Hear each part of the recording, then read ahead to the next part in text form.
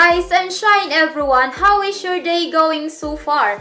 I am Sheila May D. Ator. At this moment, I will be discussing to you the topic under Unit 1, which is Schools and Social Institutions.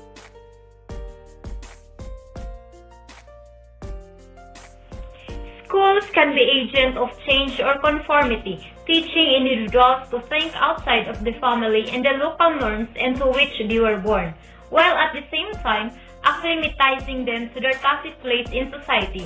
They provide students with skills for communication, social interaction, and marked discipline that can create pathways to both independence and obedience. Social institutions have been created by men from social relationships in society to meet such basic needs as stability, law and order, and clearly defined rules of authority and decision-making.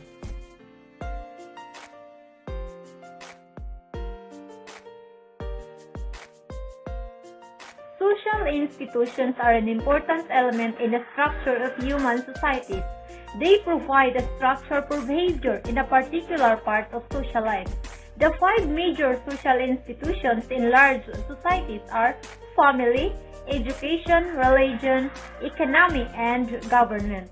While each institution does deal with a different aspect of life, they are interrelated and intersect often in the course of daily life. For example, for schools to be able to exist, they rely on funding from the government. This is an intersection between politics and education. Social institutions affect individual lives through other aspects of society, such as culture, socialization, social stratification, and deviance. What is family? Family is considered as one of the most important units of society because it contributes to child rearing and your place in adulthood. Also referred to as a nuclear family, it provides necessary forms of support that are significant to your emotional, mental, and physical well-being. Family is important because it provides love, support, and a framework of values to each of its members. Family members teach each other, serve one another, and share life's joys and sorrows.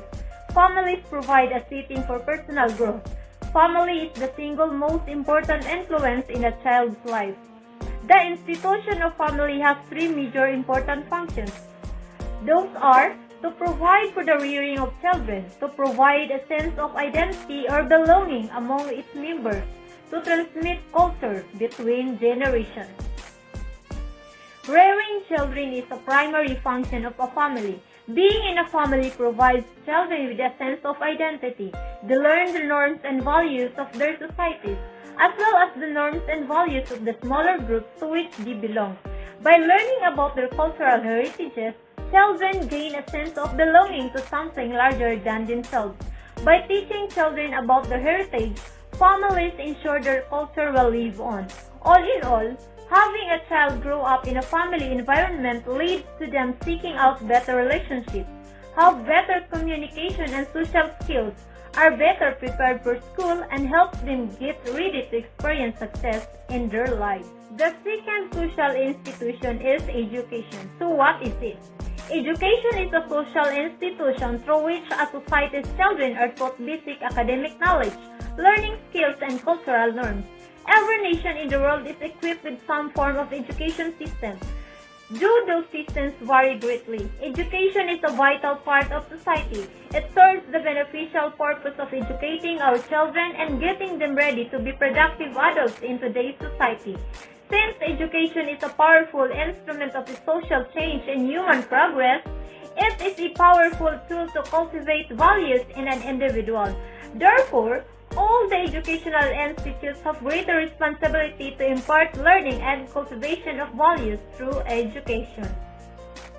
The third one is religion. So what is religion? Religion is a social institution that answers questions and explains the seemingly inexplicable. Religion provides explanations for why things happen and demystifies the ideas of birth and death. From the Latin word religio means respect for what is sacred, and religare means to bind in the sense of an obligation. The term religion describes various systems of belief and practice that define what people consider to be the sacred or spiritual. It is according to Fashing and Dichan on 2001. Throughout history and in societies across the world, leaders have used religious narratives, symbols, and traditions in an attempt to give more meaning to life and understand the universe.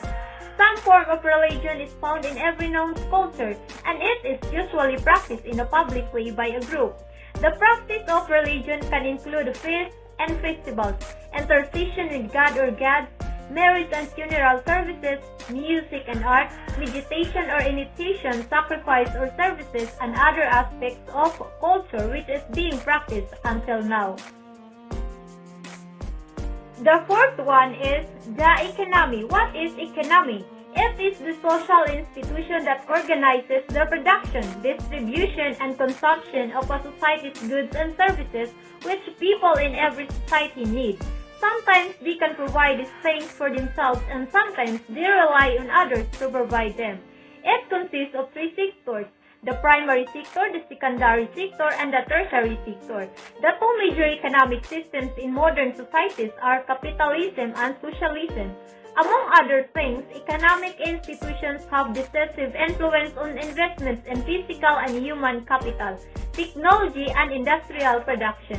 It is also well understood that in addition to having a critical role in economic growth, economic institutions are also important for resource redistribution. Lastly, the government. Government is a person or group of people who control and make decisions for a country. It has a number of particular rules to help make a country survive and function successfully.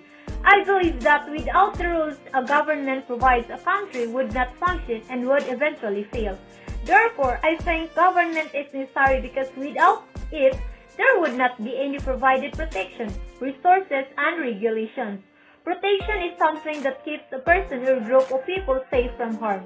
A government provides protection to help keep people in a country safe and secure from potential threats outside the country. Additionally, government is best defined as a place where conflicts are resolved. One of the reasons why government is necessary is because without government, we would have chaos. There would be no order and there would be no rules. Rules set the standard and keep things in balance. Furthermore, having rules not only keeps things in balance but also maintains order within a society. It keeps from rebellions happening and maintains peace. Another reason why government is necessary is because it states the rights that a citizen has. Obviously, we have the Bill of Rights which states that what our rights are, but due to the many changes in the 21st century and our ever-evolving country, citizens have been given the right to same-sex marriage and to oppose abortion and euthanasia. Lastly, another reason why is because the government enforces military force to protect the nation in case terrorism happens. The four types of governments are monarchy, democracy, authoritarianism, and totalitarianism. But here in Philippines, the type of government being used is democracy, in which citizens periodically choose officials to run their government. We, the people in Philippines, are the government. Thus, it is our right to vote, but our choice to choose the appropriate one to lead among us. To sum it up, the major social institutions in our societies are family, education, economy, religion, and government. A social institution is an interrelated system of social rules and social norms, organized around the satisfaction of an important social need or social function. Social institutions are organized patterns of belief and behavior that are centered on basic social needs. Social institutions are establishments in a society that makes the society function. They work as the backbone of a society. Without the social institutions, a society cannot achieve fulfillment in terms of economy, academy, or relationships. Thank you everyone for sparing your time with me. I do hope that you learned something that you can apply in your daily lives.